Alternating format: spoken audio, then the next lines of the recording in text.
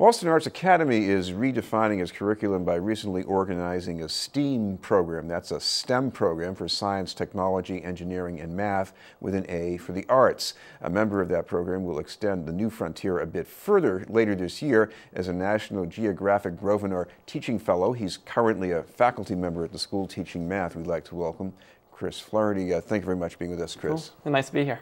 First of all, what's a math teacher doing in an arts academy? Well, actually, the funny story was I ended up being kind of placed there when I was a student teacher. And then from kind of day one, it really caught me as this amazing place to teach math or really teach anything. And I've been there for 4 years now.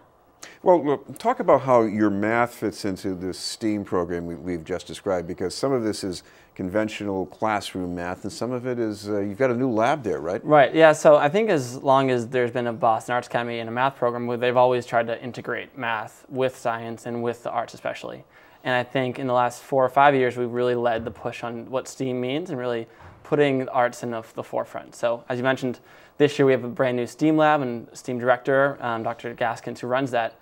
And it really is taking it to the next level. So whether the projects are deeper, whether projects are using more technology, 3D printers, or if we're getting like kind of deeper collaborations outside of the building. That's really what the STEAM lab has been great for. Now, you mentioned something about printers, yeah. Because this is not a chemistry laboratory. This is not, no. So, I mean, for example, this year, my students in math class kind of modeled and made scale models of different IKEA furniture, and then used 3D printers to kind of model them in various scale sizes. So little plastic models is one very small example of how we're incorporating the technology with some design elements. Well, your fellowship with National Geographic Society coming up later, this is up in the Arctic, so what are you going to do? I guess I know some things and I'm also very unsure about a lot of things. So I know that this expedition is a partnership between National Geographic and Limbold Expeditions. And my plan is to go up there and really learn as much as I can about how the glaciers are changing and hopefully take some of that information back to the classroom so that my students can really look at some real data, some raw data, and make some interesting conclusions based upon it. Now, the glaciers you're talking about, these are up the ice cap in Greenland? Yeah, Greenland and Iceland.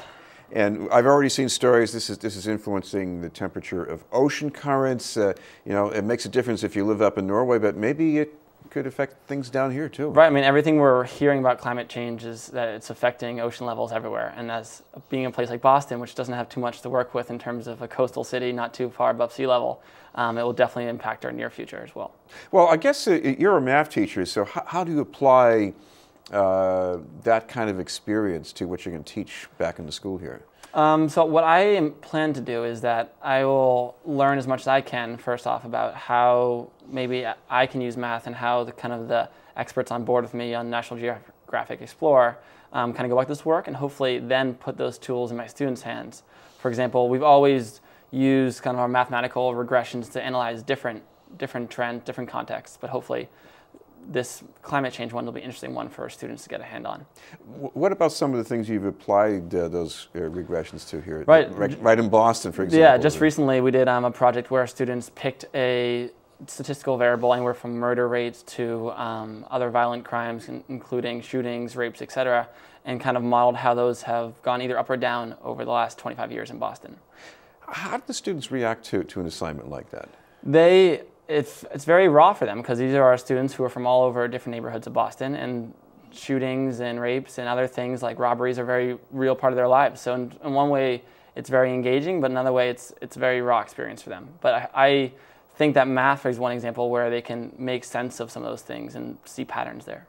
What about the future of students? Again, at the Arts Academy, they're not all going to be in the arts for the rest of their lives. Some of them will. Yep. How do you see math changing and how that's going to help them as they develop? Yeah, one thing I really appreciate about our students is that their background as artists really give them a chance to be risk takers and be critical thinkers.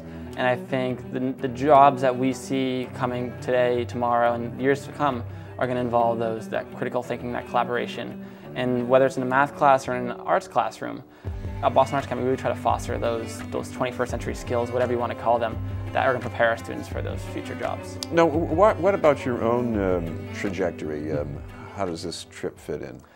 I am someone who just loves learning new things as well. I consider myself a lifelong learner, and I love to be able to learn things and bring back to the classroom, whether that's a new piece of technology or in this case, unbelievable experience to research some Arctic trends. Well, the travel part of it, how does that make a difference? I love traveling in general. I mean, I think whenever I travel, it's hard to take the kind of the teacher hat off. So this experience is very much directly tied to my classroom experience.